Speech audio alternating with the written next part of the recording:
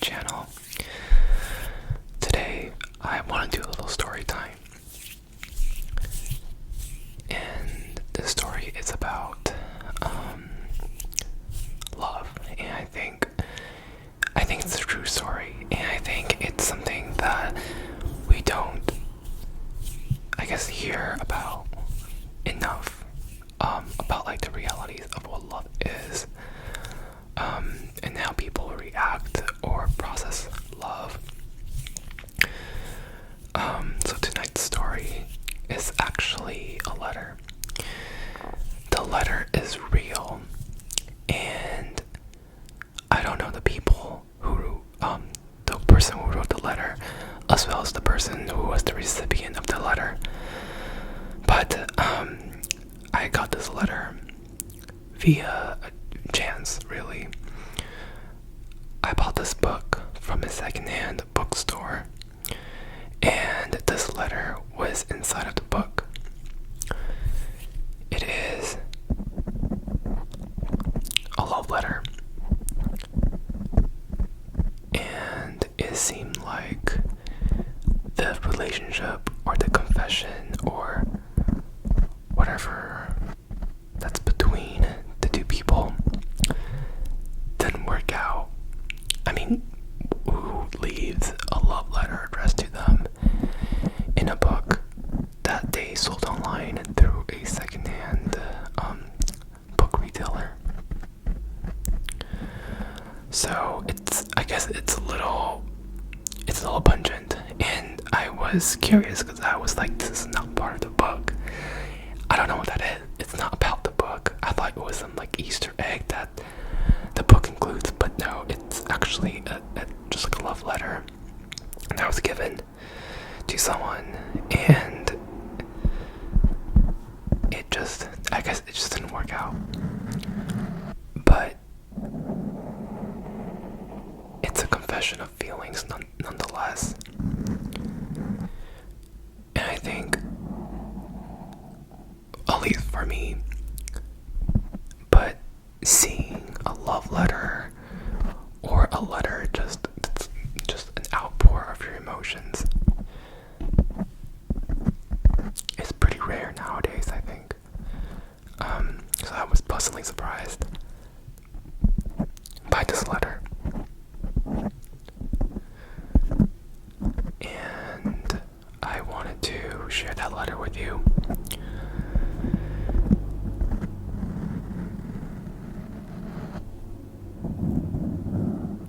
Have you written a letter before? Who did you write it to? Whom did you want it to confess your feeling to? It doesn't even have to be a confession of feelings.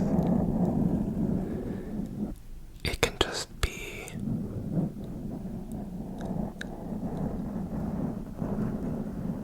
an intention to communicate that's stronger than text. I know that in today's digital age, like, who really writes letters? But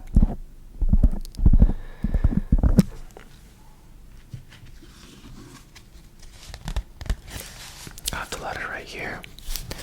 It is addressed to a Ben. So Ben, if you're out there, first I apologize about how I guess this relationship went, but also hope that you're doing well.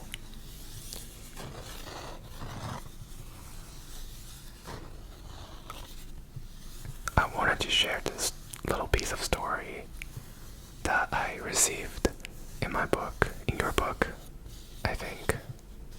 Maybe, probably. And really show how bittersweet it is to be in love, I think.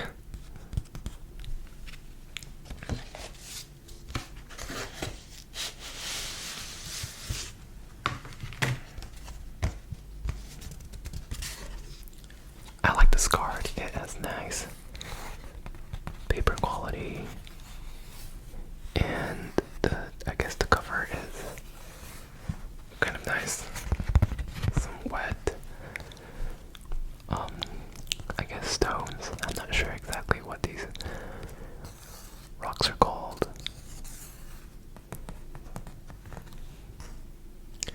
The caption down here reads, "Nature never repeats herself, and the possibilities of one human soul will never be found in another." And I agree.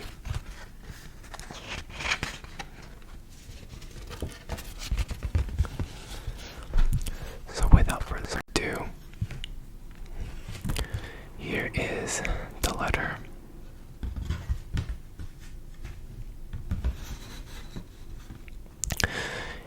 It is written, or at least addressed, on July 16th, 2014.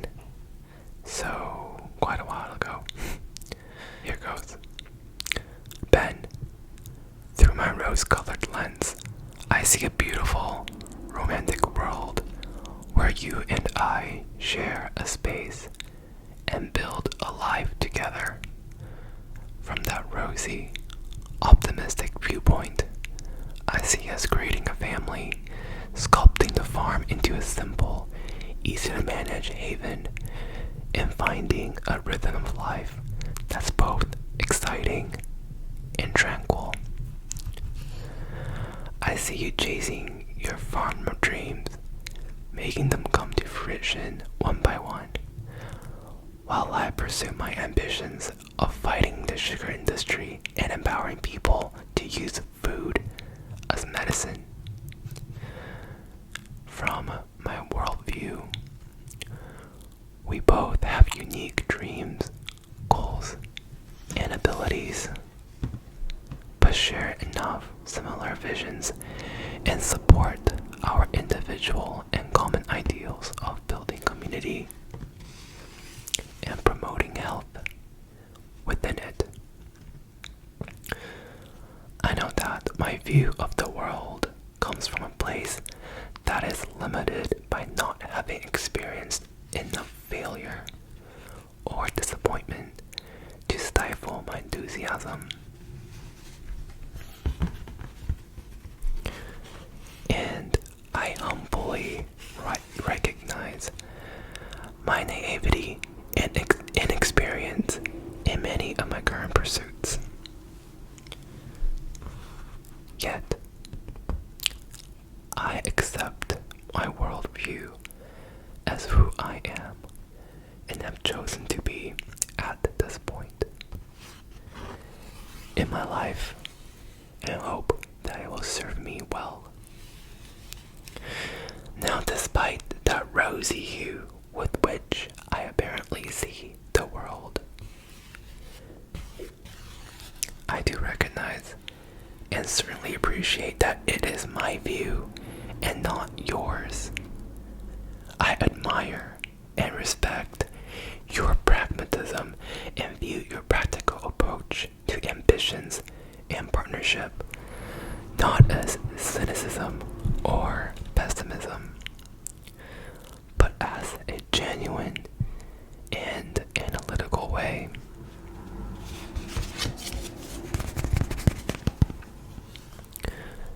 Of embracing the many possibilities of failure and success. I think there is much that I can learn from your view of the world, and I hope that I can also find ways to share ideas and inspiration of my own with you. We are certainly unique with our own individual possibilities and distinct potential. I embrace that wholeheartedly and love you all the more for it. Please don't ever stop challenging me or sharing your thoughts and views. I promise I'll ask more often and more openly. And I hope that you'll do the same. Here is discovering more rocks, babe, and to loving each other for the beautiful and unique possibilities within each of us. Safe travels. Love, Brooke.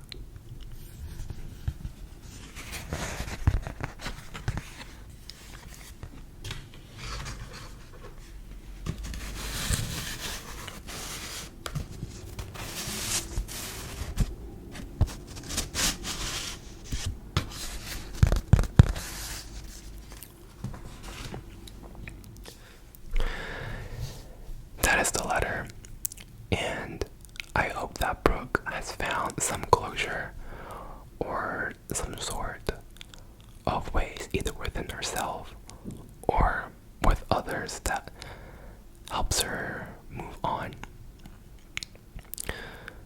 I don't know what happened between the two.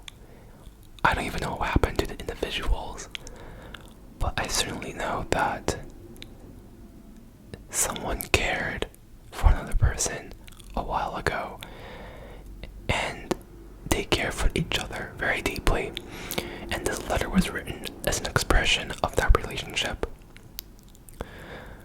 I was able to receive the letter in a secondhand book, and I hope that both the book and this letter remains in some way significant to either Ben or Brooke as they, I guess, go through the currents of life. There are just so many things in life that I believe that we take for granted, and you miss it or you love it after it's gone, and I think that's totally okay.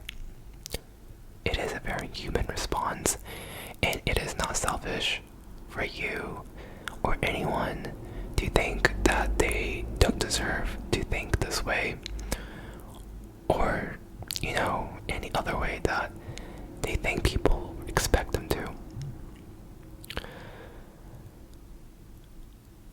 I hope that people find closure, and if you're watching this while going through something similar, such as heartbreak, a tough decision ahead, or just confusion about what's next, I want you to feel okay, and I want you to believe that Ben and Brooke are okay now, and you will be okay. You are valid for feeling okay. You are valid for, feeling sad in the first place, but you're going to be okay. This is what being human means, and this is what possessing human emotion means. And I think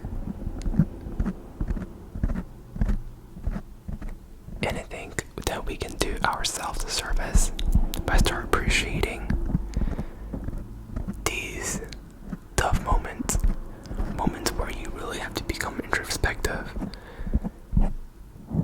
and really just think about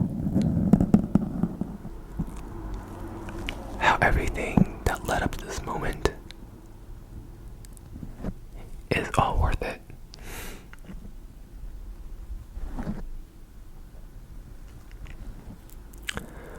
I hope that you enjoyed this story that belonged to someone else but came to me unexpectedly. And I hope that if you're going through a love story of your own, and I want to let you know that if you're going through a love story of your own, you're gonna be okay.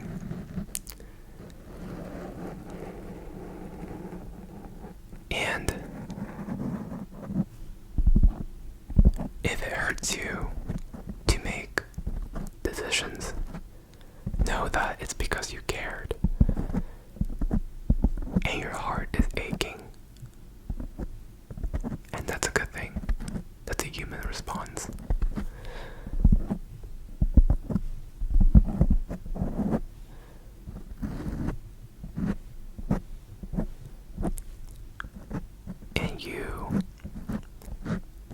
human because of it.